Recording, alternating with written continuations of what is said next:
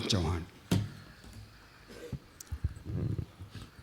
परम पूज्य मुरारी बापू, परम श्रद्धेय मुरारी बापू, और जैसा बार बार कहा गया कि नाटक के क्षेत्र में पहली और दूसरी पंक्ति कोई नहीं होती। मेरे सभी दर्शक और श्रोता बंधुओं, मैं सबको राम राम करता हूँ, प्रणाम करता हूँ। और मैं अंधेर नगरी पे बोलने जा रहा हूँ और ये भारतेंद्र हरिश्चंद्र की अंधेर नगरी है। हिंदी में बहुत कम नाटककार ऐसे हुए जिन्होंने नाटक खेलते खेलते नाटक लिखा हो। अधिकांश नाटककार ऐसे हैं जिन्होंने नाटक लिखा केवल, और मैं ये मान के चलता हूँ, मैं अध्यापक जरूर हूँ हिंदी का, लेकिन मैं उससे पहले अभिनेता हूँ और नाटक से जुड़ा हुआ हूँ, उसके मंच से जुड़ा हुआ हूँ। इसलिए मेरा मानना ये है, और भारतेंद्र भी ये बात माना करते थे, उनके आगे आने वाली पीढ़ियों ने इन बात को नहीं माना कि बात कछु ऐसी होनी चाहिए जहाँ में रस कछु होए। पहली बात जो है, जैसा शुरू में कहा रंजन, बात ऐसी होनी चाहिए जो रस से जुड़े। आप अगर जुड़ेंगे तब सुनेंगे, जब सुनेंगे तब गुनेंगे और घर तक ले जाएंगे। ये महत्वपूर्ण चीज़ है नाट्य के लिए। अगर चीज़ समझ में नहीं आएगी तो गड़बड़ हो जाएगी। ना आप सुनेंगे ना उस पर गुनेंगे, समझ में ही नहीं आएगा, बगल वाले का चेहरा देखते रहेंगे, मुस्कुराते रहेंगे। चूँकि मुरारी बाबू बैठे हैं इसलिए आप उठ के नहीं जाएंगे, ये मतलब, लेकिन दिल नहीं जुड़ेगा, ये दिल नहीं जुड़ेगा। ये महत्वपूर्ण नाटक के क्षेत्र में बात है जो मैं समझाऊं और जो मैं करना चाहता हूं। अंधेर नगरी पर भी मैं सीधे बात करूंगा, मैं आगे पीछे की कोई बात नहीं कर रहा हूं। मैं इसको दो हिस्सों में बांट रहा हूं, एक कथ्यगत है और दूसरा जो है इसका मंचीय पक्ष है। और कथ्य तो ठीक है, लेकिन मैं मंच के ऊपर ज़्यादा जोर दूंगा कि मंच और कृति कैसे एक दूसरे जुड़ती है, और मंच को ध्यान में लिखी गई नाट्य कृति किस तरह से अपने अंदर मंचीयता या अभिनयता को लिए हुए होती है, इस पर मैं ज़्यादा बात करूंगा। कहानी में कम बात करूंगा मैं। देखिए, अंधेर नगरी जैसा एक किंवदंती है बाबू कि हरभूम का एक राजा था हरबौंग। बड़े अजीब से नाम है, किंवदंती है, मालूम नहीं क्यों, और भारत में ही था ये, अब ये नाम नहीं मिलते। हरबौंग एक राजा था, कुव्यवस्था थी, व्यवस्था नहीं थी, उसी के मतलब, और दो बड़े नाम जुड़े हुए हैं उसमें, गोरखनाथ और मच्छंदरनाथ। और अंधेर नगरी का जो गोवर्धन है वो गोरखनाथ है, और जो गुरु महंत है जो उसको छुड़ाता है वो मच्छंदरनाथ है। तो गोरखनाथ को राजा ने बंद कर दिया था, फांसी तक ले गए थे, और मच्छंदर अपनी बुद्धि से, अपने चातुर्य से, अपनी चालाकी से उनको छुड़ा के लाए थे। ये एक कथा थी, और ये लोक कथा थी, किंवदंती थी। भारतेंद्र ने इसे पकड़ा और बड़ी खूबसूरती से एक ऐसा यथार्थवादी, प्रासंगिक, समकालीन और आज के लिए भी एक ऐसा नाटक दिया हमें जो बहुत जल्दी में लिखा गया था। एक संस्था थी जिसे एक कंपटीशन में नाटक करना था, वहाँ पर इसको करने के लिए मांगा गया। भारतेंद्र ने बहुत जल्दी जल्दी इस नाटक को लिखा, लेकिन भारतेंद्र कई सारे नाटक लिख चुके थे जो संस्कृत की परिपाटी से जोड़ रहे थे, जो लोक से जोड़ रहे थे, और जो अंग्रेजी से भी जोड़ रहे थे। क्योंकि भारतेंद्र के सामने तीन चीज़ें उस समय मौजूद थीं। एक अंग्रेजी थिएटर था, एक भारतीय रंग परंपरा थी लेकिन थिएटर नहीं था जो शास्त्रीय था मामला, एक लोक था, और तीसरी बहुत विशेष चीज़ थी, वो थी पारसी थिएटर, जिसे पारसी रंगमंच कहते हैं। 1848 में पारसी रंगमंच सामने आ गया था, और भारतेंद्र जहाँ जवान होते हैं वहाँ जाके पारसी थिएटर अपनी ऊंचाइयों पे था, और लगभग इस हिंदुस्तान में 200-300 कंपनियां उस समय पारसी थिएटर की खुल चुकी थी जो पारसी थिएटर कर रही थी। ये 3-4 परंपराएं भारतेंद्र के सामने थी, लेकिन भारतेंद्र बहुत शुरू से अपने गीतों में भी, अपने कथाकार नहीं थे भारतेंद्र, कथा का कोई वहाँ पे वो नहीं हुआ था, भारतेंद्र कथाकार नहीं थे, निबंधकार थे, और गाने लिखा कर मतलब कविताएं लिखा करते थे। वैष्णव धर्म थे, इसलिए कृष्ण उनके, और राधा ज़्यादा उनकी प्रिय थी कृष्ण से। तो नाटक में ये चीज़ें वो अपनाना चाह रहे थे, लेकिन जैसा हम कविताओं में देखते हैं, लोक संस्कृति से जुड़ने की रघुवीर भाई उनकी ज़्यादा ललक थी, वहाँ जुड़ना चाहते थे। और वो जानते थे कि अगर भारतीय परंपरा में कोई चीज़ आगे उभर के आ सकती है तो वो लोक संस्कृति है, नहीं तो और चीज़ों में घालमेल हो गया है। हम भले ही कहते हैं कि भारतीय मामला है, लेकिन मामला भारतीय नहीं है। बहुत सारी चीज़ें उसमें जुड़ गई, उस समय भी जुड़ गई थी, उस समय तो और ज़्यादा जुड़ रही थी, और अब तो हमें मालूम ही नहीं पड़ता क्या चीज़ जुड़ी है और क्या चीज़ नहीं जुड़ी है। ये जो नाटक है, ये नाटक एक जंगल से शुरू होता है। एक दो शिष्य हैं, एक महंत है। आप शिष्यों के नाम सुने, महंत को महंत ही लिखा गया है, कोई समस्या नहीं है। महंत महंत होता है, बड़ा आदमी है और बड़ा समझदार आदमी है। लेकिन दोनों शिष्यों के नाम सुने। एक शिष्य का नाम है नारायण दास और दूसरे का नाम है गोवर्धन। ये गोबर गोदान में भी आया हमारे यहाँ प्रेमचंद के। मतलब ये क्यों ऐसा गोवर्धन नाम रखा गया। और एक राज दरबार है। मुझे उस उपन्यास का नाम नहीं, शायद द किंग करके उपन्यास अंग्रेजी में, मैडम ज़्यादा जानती होंगी। ये दो रचनाएं उस काल में इसलिए लिखी गई बढ़िया तरीके से, अंधेर नगरी और किंग, जो जाते हुए सामंतवाद की भद्दी मजाक उड़ाती हैं। सामंतवाद खत्म हो रहा है, राजा खत्म हो रहे हैं, अंग्रेजी शासन आ चुका है, और अंग्रेजी शासन के साथ जो सबसे ज़्यादा महत्वपूर्ण चीज़ हिंदुस्तान में आई है वो है पूंजीवाद, जो सामंतवाद से कुछ कदम ऊपर है। और पूंजीवाद का सबसे बड़ा जो हथियार है वो बाजार है। जाता हुआ सामंतवाद, जहां हम राजा को ईश्वर का अंश कहते थे, ईश्वर का अवतार कहते थे, जहां हम राजा को स्वयं ईश्वर कहते थे और राजा को हम मानते थे कि राजा श्रेष्ठ है, राजा पालक है, राजा अपनी जनता की रक्षा करता है, उसके साथ न्याय करता है। ये सामंती व्यवस्था के वो राजा थे जिसकी पूजा आज तक हो रही है, श्री राम। लेकिन ये जो सामंत है ये डरपोक है। एक दरबान आके उससे कहता है कि महाराज पान खाइएगा। डर जाता है, क्या कहा, सूपन खाइए क्या, डर जाता है। राजा डरपोक नहीं हुआ करते थे। अगर डरपोक राजा होते तो संभवतः राजा नहीं होते, बदल दिए जाते। ये बहुत सारा इतिहास हमारे सामने। सूपन खाइए क्या, मंत्री कहता कि नहीं नहीं महाराज, कह रहा है पान खाइएगा। अरे क्या करते हो, फिर हमें डरा रहे हो, हम रानी से कह देंगे। मतलब किस तरीके से चीज़ें। अब ये राजा, मैं एक चीज़ को मान के चलता हूँ साहब, शेक्सपियर को भी आपने सुन लिया। शेक्सपियर का जो पूरा का पूरा नाट्य विधान है, उसमें कहीं भी लेखक निर्देशकीय वक्तव्य नहीं देता। अंधेर नगरी में किसी भी तरीके का निर्देशकीय वक्तव्य नहीं है। आपको राजा दे दिया, कहानी में चरित्र चित्रण होता है और नाटक में पात्र होता है। ये पात्र है, ये खाली हो जाएगा, ये बोतल हो जाएगी, लेकिन अभी ये पानी है। अगर संभव है मुरारी बापू इसमें कोको कोला भरवा देते तो ये कोको कोला हो जाती, नहीं तो ये खाली पात्र है। नाटक पात्र, चरित्र चित्रण कहानी की चीज़ होती है, उपन्यास की चीज़ होती है। पात्र दे दिया आपको, एक राजा है, डरपोक है, डर जाता है। नाटक में दो चीज़ें बापू बहुत महत्वपूर्ण है। लेखक तो है, लेकिन निर्देशक बहुत महत्वपूर्ण है। इसीलिए नाटक को संस्कृत में द्विजन्मा कहा गया। दो दफे जो विधा जन्म लेती है, एक बार नाटककार की कलम से और दूसरी बार निर्देशक की ओर से। दो चीजें हैं। लेखक ने दे दिया आपको, डरपोक है। अब जब मैंने इस नाटक को विद्यानगर में किया तो मेरे यहाँ एक बहुत छोटे सज्जन थे, यहाँ कई लोग जानते हैं उन्हें, सनत कुमार व्यास थे। इतनी हाइट थी उनकी और थोड़े, मतलब अभी वो स्वर्गीय हैं, लेकिन मेरे जो दिमाग में निर्देशक ये वो चल रहा था कि सनत जी को बनाया जाए और सनत जी की जो चाल ढाल है उसको यूज़ करा जाए।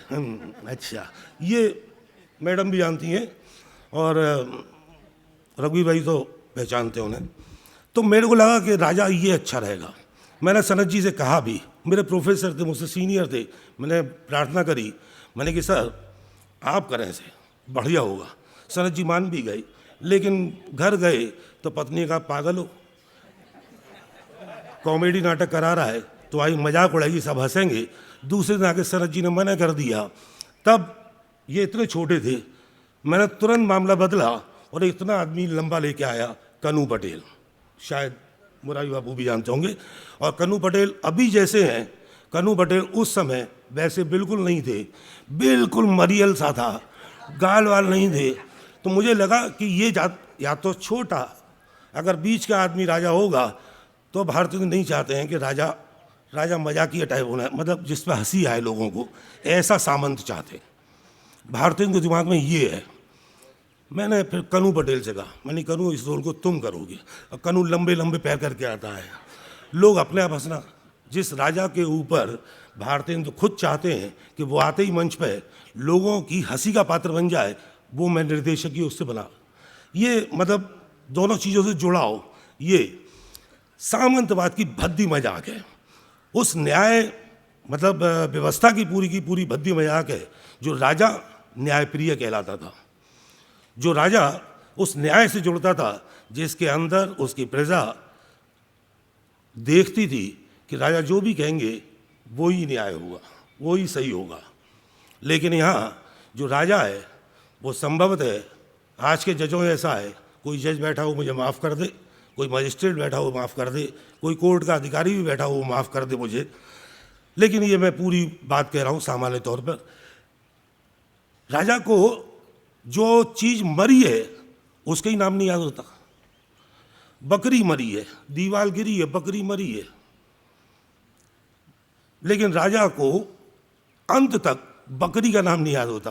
वो कभी लुकरी कहते हैं, कभी कुकरी कहते हैं, कभी लड़की कहते हैं। ये न्याय व्यवस्था है।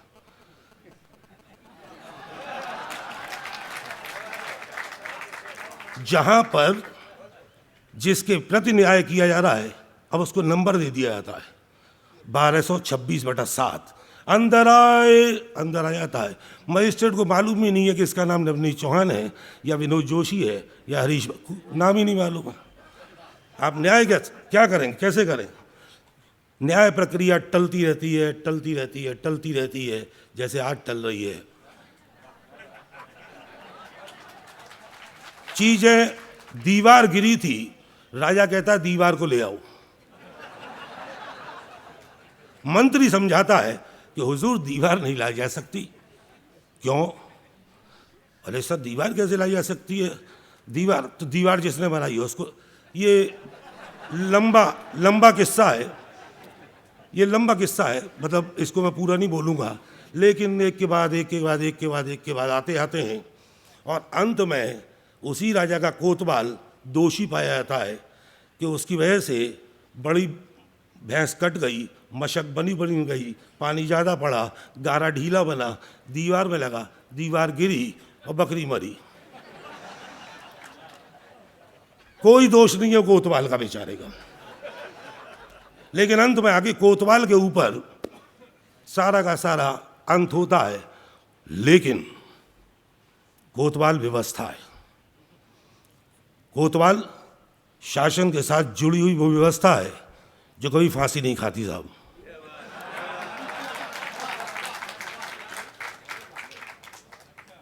ये बहुत छोटा नाटक है साहब, लेकिन बहुत बड़ी बड़ी बातें कहता है और आज तक कहता है।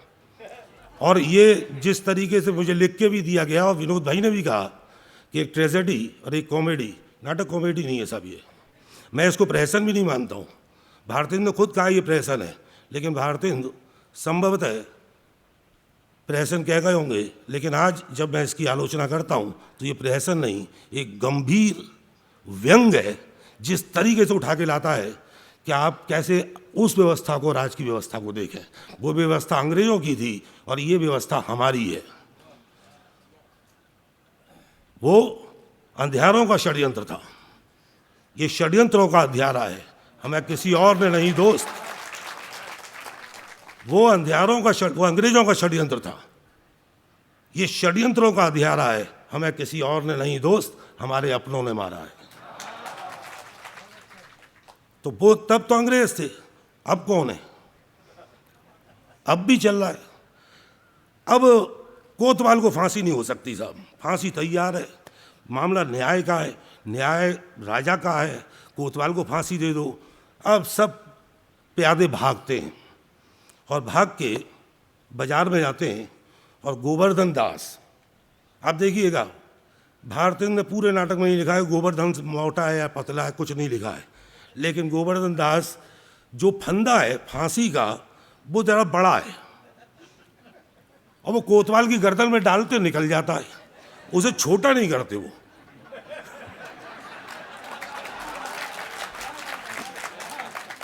उसे छोटा नहीं करते, वो उतने ही फंदे को निकाल देते कड़क कड़क। वो कहते हैं महाराज फंदा बड़ा है, कोतवाल की गर्दन पतली है, तो बोले कि मोटे को लेके आओ।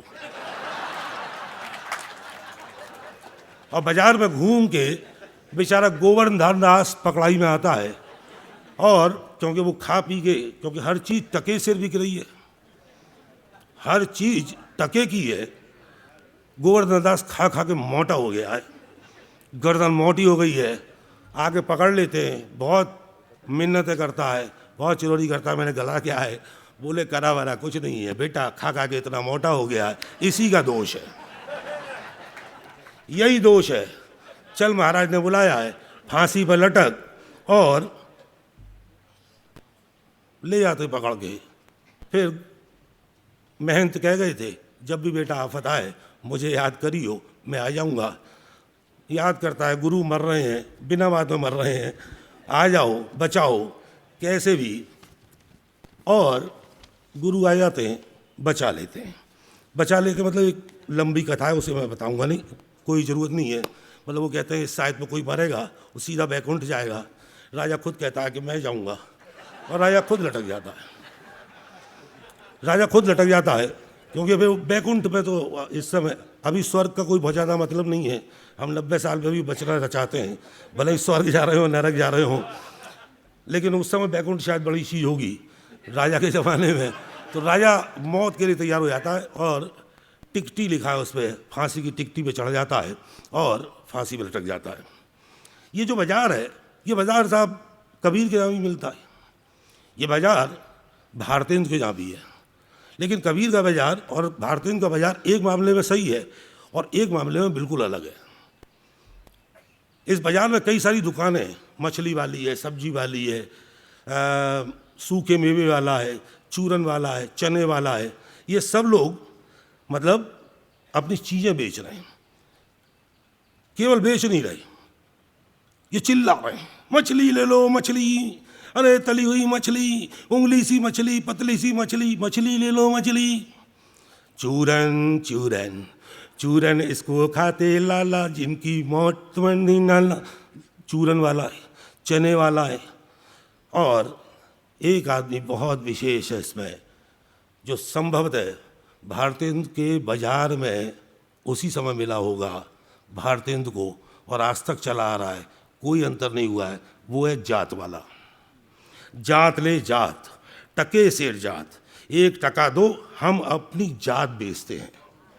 टके के वास्ते ब्राह्मण को धोबी कर दें और धोबी को ब्राह्मण बना दें, टके के वास्ते जैसा कहो वैसी व्यवस्था दें, टके के वास्ते झूठ को सच कर दें, टके के वास्ते ब्राह्मण को मुसलमान और टके के वास्ते हिंदू को क्रिस्तान बना दें। उस समय क्रिश्चियनिटी मतलब बाकायदा आ रही थी, कोई बुरा नहीं माने, ये चूँकि नाटक सीधा समाज से जुड़ता है, समाज की बातें करता है, ये नाटककार की अपनी उस समय की पूरी वो है। तो क्रिस्तान बना, टके के वास्ते धर्म प्रतिष्ठा दोनों बेचें, टके के वास्ते झूठी गवाही दें, टके के वास्ते पाप को पुण्य माने, वेद धर्म कुल मर्जाद सच्चाई बढ़ाई सब टके सेर, ले जा भाई टके सेर। आज भी सारी चीज़ें वैसी चल रही हैं साहब, आज भी आप पूरी राजनीति देख लें इसी जात व्यवस्था के ऊपर चल रही है, आप पूरी की पूरी शासन व्यवस्था और पूरी की पूरी न्याय व्यवस्था चल रही है। पहले पिक्चर में बहुत दिखाया जाता था कि एक आदमी लेके आता था गीता, अब आप देखें वो गीता गायब हो गई है फिल्मों से, क्योंकि बिना बात के अपमान क्यों करा रहे हैं? रामायण, गीता, कुरान, मैं कुरान की कसम खा के कहता हूँ भाई, झूठ ही बोलना है तुझे, तू किसी भी कसम खा ले। हटा दी गई चीज़ें, क्योंकि जब चीज़ों का अपमान होता है बापू हटा दी जाती हैं। ये फिल्म वालों का बड़ा बढ़िया मतलब योगदान है, जिन्हें हम बहुत बुरा समझते हैं। मेहनत एक चीज़ को मानता है साहब, सेठ सब एक से जहाँ कपूर कपास, ऐसे देश को देश में कबहू न कीजिए वास। कोकिल बाइस एक सम, पंडित मूरत एक, इंद्रायण दायण विषय, जहाँ नैकहु नहीं विवेक, बसिए ऐसे दोस्त नहीं, कनक वृष्टि जो होए, रहिए तो दुख पाइए, प्राण दीजिए रोए। भारतीय के ऊपर ये बाबा तो बैठे हुए हैं मुरारी बाबू, तुलसी की भी एक मतलब 2 लाइन है मेरे को ऐसी कुछ याद है, मेरी माँ मुझे बताती हैं। देखत ही हर के नहीं, नैन नहीं इसने, तुलसी बा घर मत जाइए, कंचन बरसत में। वही मतलब सारी चीज़ है कि भले ही कंचन बरस रहा हो, लेकिन पूंजीवाद एक चीज़ आपको देता है, और देता नहीं है, वो है वैयक्तिक स्वतंत्रता। और ये वैयक्तिक स्वतंत्रता ये पूंजी के पीछे पीछे दौड़ते दौड़ते आती है। आज किसी को नहीं निस्बत के पुरजशे अल्लाह कितनी है। हर कोई पूछता है डॉक्टर चौहान आपकी तनख्वाह कितनी है। हर आदमी उस पूंजी से जुड़ा हुआ है, कोई उससे मतलब कोई नहीं पूछता कि पुरजशे अल्लाह कितनी है, ये अलग। लेकिन वो पूरा का पूरा पैसे से जुड़ा हुआ है। इसीलिए गोवर्धन दास जब उस नगरी में घुसता है तो वो वैयक्तिक हो जाता है, उसी स्वतंत्रता से जुड़ता आता है। गुरु की उस पूरी परंपरा को छोड़ देता है, उस गुरु को छोड़ देता है, अलग चला जाता है।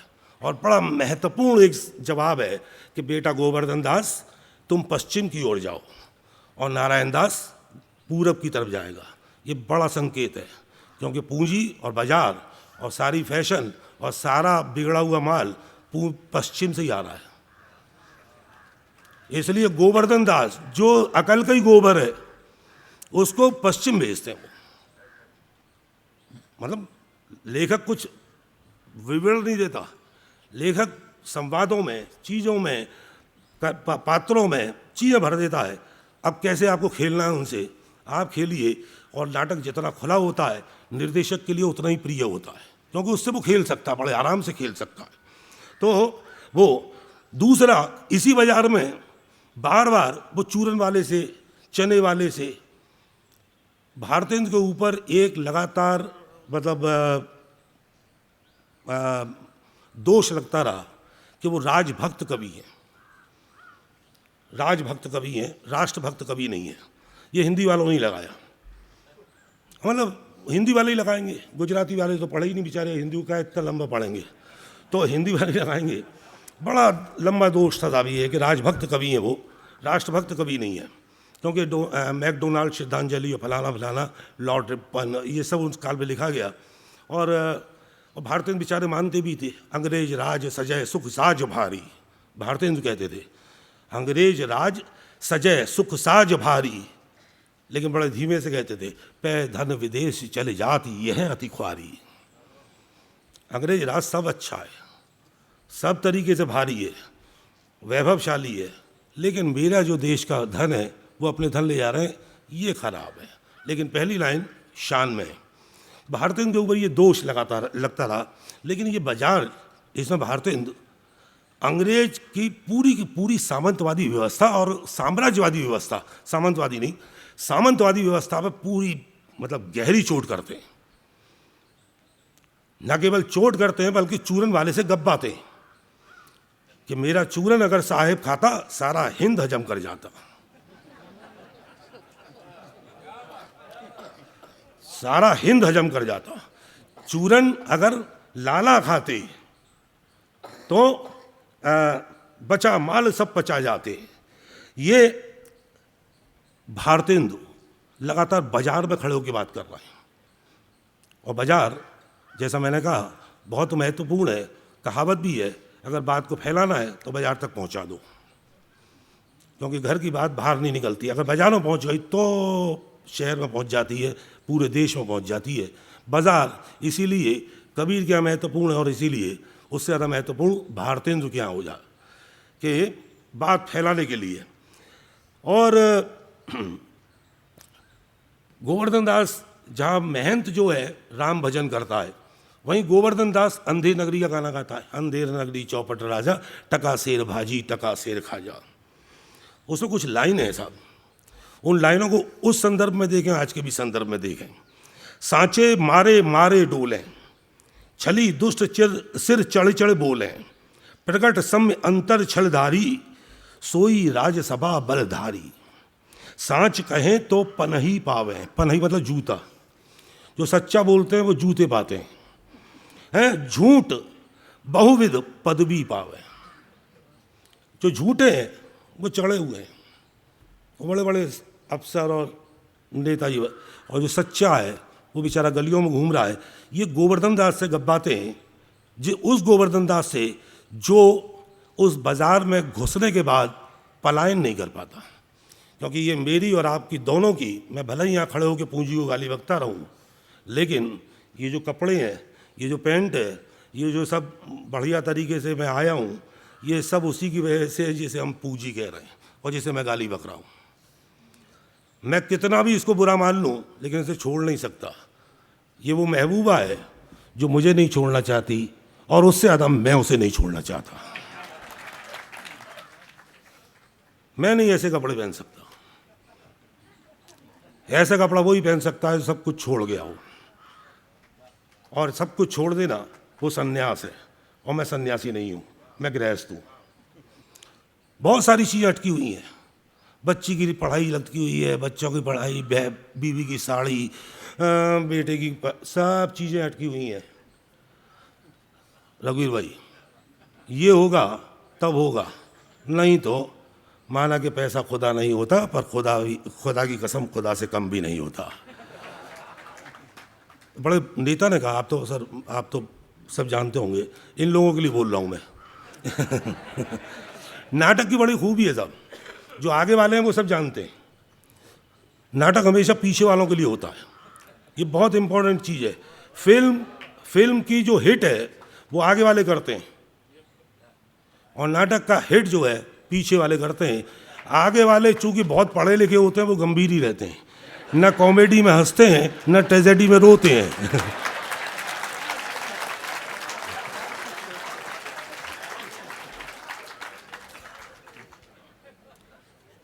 ये जो गाना है जो मैंने अभी बताया, इस गाने में रघुवीर भाई एक और चिंता है भारतेंदु की, बहुत बड़ी चिंता है।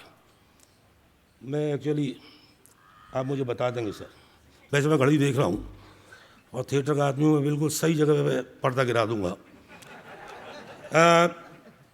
भारतेंदु की एक चिंता और है, इसी गाने में आती है वो, कि भीतर स्वाहा बाहर सादे, राज करहें अमले अरु प्यादे। वैसी हिंदी है साहब, ये हमारे यहाँ हिंदी दो तरीके की है। मैं जो बोल रहा हूँ वो हिंदी है, और एक हमारी साहित्यिक हिंदी है। मैं बताता हूँ कैसे दोनों में गड़बड़ है थोड़ा सा। भीतर स्वाह बाहर सादे, राज करहें अमले अरु प्यादे, अंधा धुंध मच्यो सब देशा, मानव राजा रहत विदेशा। आप सब लोग बड़े सुधीजन हैं, विद्युत जन हैं। आप जानते हैं कि अंग्रेज़ पहले व्यापार के लिए आए थे, यानी कि व्यापारी आए थे ईस्ट इंडिया कंपनी लेके, और उसके बाद जितने अंग्रेज़ आए वो ज़्यादातर सैनिक आए, वो पढ़े लिखे नहीं थे। रानी कभी हिंदुस्तान नहीं आई, उसको मालूम भी नहीं होगा शायद कि उसके पूरे साम्राज्य में हिंदुस्तान जैसा कोई देश भी है, कभी नहीं आई। राजा अपनी जनता को तब मोहब्बत करता है जब वो राजा के बीच में रहता है। भारतेंदु का कष्ट ये था कि बाहर भीतर सब सादे, मतलब वो डलहौजी हों या कार्नवालिस हों, देखने में सब अच्छे लग रहे हैं, सुंदर भी हैं, लंबे चौड़े हैं, बड़ी बड़ी बातें करते हैं, लेकिन अंदर से सब सुहाए, सब लूटना चाह रहे हैं।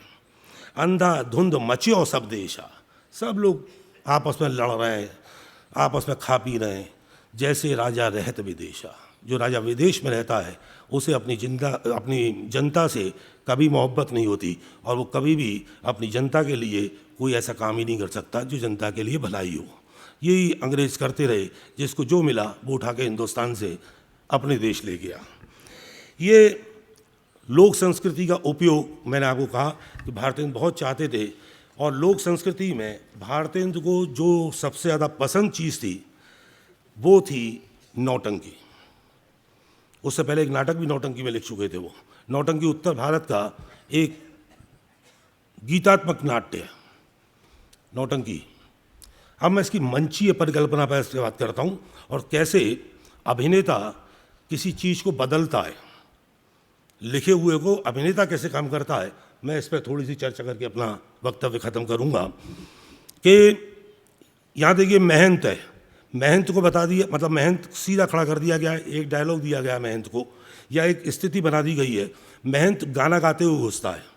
ये लोक नाट्य की परिपाटी थी जिसमें नीति वाक्य हुआ करते थे।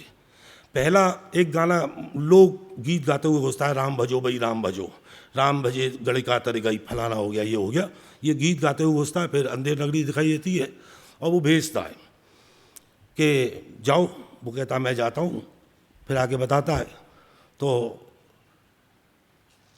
ये सामंतीय प्रथा है जो महंत पूरी कर रहा है, और महंत मतलब सारी चीज़ को मना भी करता है कि बेटा ऐसे नगर में नहीं रहना चाहिए जहाँ सब चीज़ें हैं एक टके में मिल जाती हों, इसमें रहने में कष्ट है। ये कष्ट जो मैंने अभी बताया, मैं भले ही अंदर से मानता हूँ कि पूंजी खराब है, लेकिन मैं छोड़ नहीं पा रहा हूँ। ये जो द्वंद्व है, जो हैमलेट वाले द्वंद्व से अलग है, ये है द्वंद्व ही, जिस द्वंद्व के ऊपर पूरा शेक्सपियर टिका हुआ है, पूरा अंग्रेजी साहित्य, वो द्वंद्व है। ये द्वंद्व है। मैं कहता तो मानता हूँ, कहता हूँ अरे ऐसा नहीं होना, लेकिन कहीं ना कहीं मैं उसकी गिरफ्त में हूँ, उसे छोड़ नहीं पा रहा हूँ मैं। ये महंत दो तरीके से मतलब आपके सामने काम करता है। देखिए, मैंने शुरू में कहा कि संस्कृत परंपरा थी हमारे यहाँ, शास्त्र के रूप में थी। भारतेंदु, क्योंकि नाटक जो है देख के होता है साहब, जब प्रयोग होता है, जैसा मैडम ने कहा कि शेक्सपियर देख भी रहे थे और कर भी रहे थे, धीरे धीरे शेक्सपियर हो गए। सिडनी ने जस्टिस ऑफ पोइसी में कितनी भी आलोचना करी शेक्सपियर की परंपरा की और उनके नाटकों की, लेकिन शेक्सपियर को जनता ने शेक्सपियर बनाया, किसी आलोचक ने नहीं बनाया। तो मतलब अब यहाँ मुझे मालूम है, अगर ये हॉल होता तो संभवतः अभी तक मैं बोलते बोलते वहाँ तक चला गया होता, लेकिन मुझे मालूम है कि ये इतना ही हिस्सा है और पीछे तक संभवतः ओपन एयर है, ये वहाँ तक आवाज़ मेरी नहीं पहुँचेगी, इसलिए मैं यहीं खड़ा हूँ, इसी को मैं एडजस्ट कर रहा हूँ, मैं इसी के आगे पीछे रहूँगा। ये मंच है जहाँ पे अभिनेता को अपनी सारी चीज़ देनी है। संस्कृत में अभिनय को वाचिक, मतलब आहार्य अभिनय को, मंच को वाचिक और जो जेस्चर था उससे पूरा कर लिया करते थे। अभिज्ञान शाकुंतल को मतलब दुष्यंत निकले और सारथी घोड़े लेकर आओ, आज हम मृग्या के लिए जाएंगे जी। गया, घोड़ा भी नहीं है, रथ भी नहीं है, वो आ गया, रुक गया। फिर राजा चलो, अब वो चल दिया राजा, ये सारथी भी हिलता रहेगा, घोड़ा नहीं है, रथ नहीं है, कुछ नहीं है, वो भी ऐसे खड़ा हो गया एकदम से। वो देखो मृग, तेज करो, राजा भी चल रहा है राजा भी चल रहा है और सारथी भी हिल रहा है, तेज हो जाता। ये फिजिकल जो है मूवमेंट, ये तेज हो जाते थे। और इतने में वो यहाँ से हिलता भी नहीं था, यही कर लेता सर, हिलते हिलते यहाँ आता था, बस एक कदम आगे बढ़ता था, उतने में ही दो कुमार आ जाते थे बटुक, महाराज ये कर्ण ऋषि का आश्रम है, यह प्रज्ञा वर्जित है। ओ मनोरम अनुपम। सारथी ये उतरा, वो ये गया, सारथी ने चला, घोड़ा लेके चला गया। अनुपम, ये कर्ण ऋषि का आश्रम है, ऋषिदेव हैं। नहीं महाराज, उनकी पालित कन्या शकुंतला, ओ वो गया, आवाज़ आई लड़कियों के, ये सब आपने देखा। वो मतलब ये मूवमेंट थे, ये बोलना था जिससे दर्शक कल्पना कर लेता था दृश्य की, ये बोल दिया जाता था। ठीक ऐसे ही लोक साहित्य में भी, ये लोक नाट्यों में भी, बम्बई आई भी गई, बम्बई बम्बई, ये बोल दिया, दर्शक अपने आप समझ जाता था। ये नौटंकी में भी है, ये हमारी भवई में भी, सब में है। माँ में कोई बम्बई बनाते नहीं थे, ये बहुत बात की बात है। यथार्थवादी रंगमंच आया और तब हमने सोचा, अंग्रेज़ों की परंपरा शुरू हो गई थी 27-28 के दौरान। थिएटर मिरर, ये बम्बई में ग्रांट रोड थिएटर वगैरह, कलकत्ते में ये अंग्रेज़ जो शेक्सपियर वगैरह, बर्नार्ड शॉ वगैरह कर रहे थे, ये सैनिक और व्यापारी कर रहे थे। इसलिए शेक्सपियर की जो खूबसूरती थी साहित्यिक, उसको निकाल दिया। सैनिकों ने और व्यापारियों ने अपने हिसाब से उसे रखा, मजा लेने के लिए। हाथ में मग दारू का, खुश हो गए, हा हा, ओ भूत, हा हा हा हा। ये जो साहित्यिकता थी उसकी, उसे ख़त्म कर दिया। और इसी का बिगड़ा हुआ रूप पारसियों में आया। मैं इसे बिगड़ा हुआ रूप नहीं कहता हूँ। और गुजराती और मराठियों ने गोपीचंद भरथरी किया और फिर उसी को हिंदी में किया। हिंदी केवल लेखक था, हिंदी लिखने वाला, और दोनों जो अभिनेता थे वो पारसी और मराठी थे, ये गुजराती और मराठी थे। जब वो आए तो धीरे धीरे मालूम पड़ा कि सब नाटक जो है उस लोक नाट्य से अलग है ये, और कुछ नई चीज़ें दे सकते हैं। धीरे धीरे पारसी लोग जुड़े और पारसियों ने उसे व्यापार के तौर पे लिया और अपने उन्होंने, अब लेखक की ये क्षमता पारसी वाली अलग थी। शेक्सपियर जो नाटक लिख रहे थे अधिकांश थे, उनका एक अभिनेता था ओलिवर, उसको केंद्र में रख के लिखते थे। आप पूरा का पूरा देखो ओलिवर को, टू बी और नॉट टू, ये उंगलियां जो बहुत बाद में मोगाम्बो ने चलाई, ये बहुत पहला ओलिवर चला चुका था। रग्नेश भाई, वो भाग्येश भाई, बहुत पहले ओलिवर, ये आप देखें पुरानी पिक्चर ओलिवर की, हेमलेट, तो ये उंगलियां, टू बी और नॉट टू बी। ये पारसी वाले ने भी ये किया कि जहाँ उनका अभिनेता जैसा था वैसे ही उन्होंने लिखा। के.एल. सहगल ने तो गाने लिख दिए। सोहराब मोदी थे तो सोहराब मोदी के लिए ऐसे डायलॉग लिखे गए कि क्योंकि उनकी आवाज़ थी, तुम्हारा खून खून है, हमारा खून पानी, तुम्हारी जिंदगी जिंदगी है, हमारी जिंदगी कहानी। अभी इसमें कहीं कोई साहित्यिकता नहीं है, सब साहित्यकार बैठे हुए हैं साहब, लेकिन आप ताली बजा रहे हैं। ये नाटक के डायलॉग की खूबी हुआ करती थी, डायलॉग साहित्यिक कम, वैसा संवाद होना चाहिए जो संवाद करे। बापू, आपको इसलिए लोग चाहते हैं कि आप संवाद कर रहे हैं। अगर बापू अपने ही अपना बोलते रहे तो कभी जिंदगी में बापू बापू नहीं होते। मतलब बहुत सीधी सी सर मेरी कलाकार के रूप में वो है, आप बिल्कुल अन्यथा मत लें। जब हम संवाद करते हैं तब आपके दिल से अपने आप वाह निकलती है। ये भाषा की अलग एक वो है। जैसे ही हम एक उस तरीके की भाषा लिखते हैं जहाँ पर दो गाने हैं जो एक ही समय में लिखे गए, सारे जहाँ से अच्छा हिंदोस्तां हमारा, ये बच्चों को याद है, लेकिन उसी समय हमारे जयशंकर प्रसाद ने, जो भारतेंद्र की आगे वाली पीढ़ी है, हिमाद्र तुंग श्रृंग से प्रबुद्ध शुद्ध भारती, स्वयं प्रभा समज्जला स्वतंत्रता पुकारती, अमृत वीर पुत्र हो दृढ़ प्रतिज्ञ सोच लो, प्रशस्त पुण्य पंथ है बढ़े चलो बढ़े चल। अब क्यों नहीं ताली बजाई सब आपने? आपने शेर पे ताली बजा दी, क्योंकि इसकी बहुत सारी चीज़ें आपकी समझ में नहीं आती। मतलब नाटक जो है इस तरीके की, ये भारतेंद्र ने बड़ी अच्छी तरह से पकड़ा था साहब, आगे आने वाली पीढ़ियों ने उसको नहीं पकड़ा। और पारसियों ने अपने को, मतलब वही डायलॉग लेके वही जेस्चर ले लिए थे, मैं देखा है बेताब देखा है, एक से एक लाजवाब देखा है, बहक जाए खुदा भी खुदा की कसम, मैंने ऐसा एक शबाब देखा है। ये उन्होंने अपने जेस्चर पॉस्चर ये बना दिए थे। अंधेर नगरी में ना तो प्रहसन का सूत्रधार मिलता है, ना भरत वाक्य मिलता है, संस्कृत से वो अलग होता है। नौटंकी जैसा वो गायकी और वो खिलंदड़ापन और वो मजाक नहीं मिलती है, थोती मजाक नहीं है। नौटंकी में थोती मजाक है। मजाक दो तरीके के, हाथ से दो तरीके का होता है। मैं अगर खड़े होके यूं यूं कर दूं तो भी आप हंसेंगे, और मैं कोई ऐसी व्यंग्यात्मक बात कहूं तो भी आप हंसेंगे, लेकिन उस हास्य का कोई मतलब नहीं है, और कही हुई बात की द्वारा हंसे हुई चीज़ का एक अलग असर है। नौटंकी का उसमें नहीं है।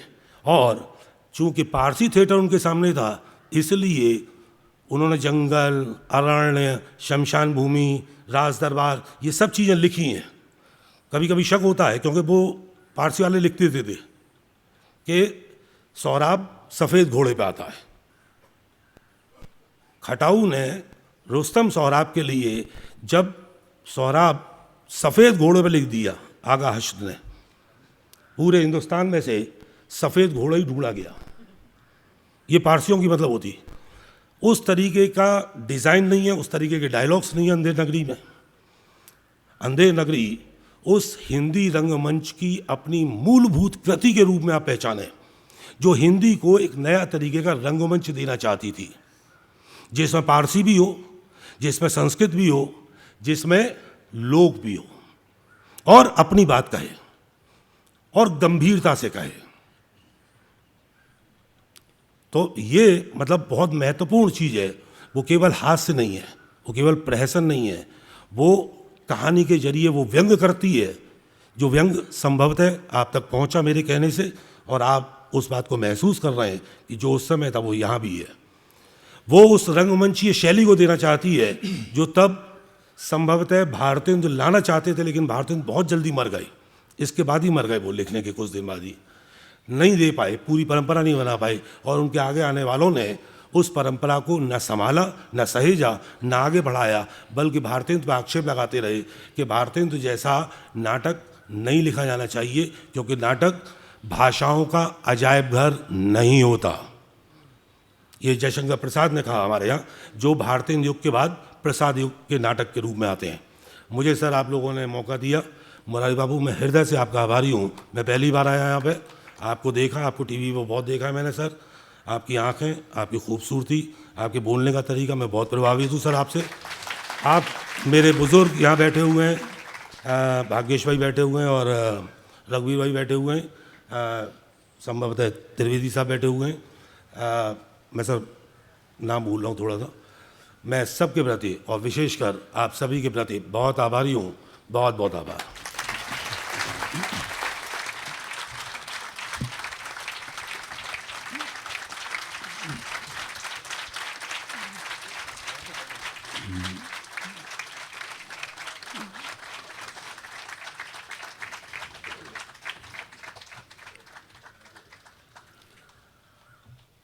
ભારતેન્દુ હરિશ્ચંદ્રની કૃતિ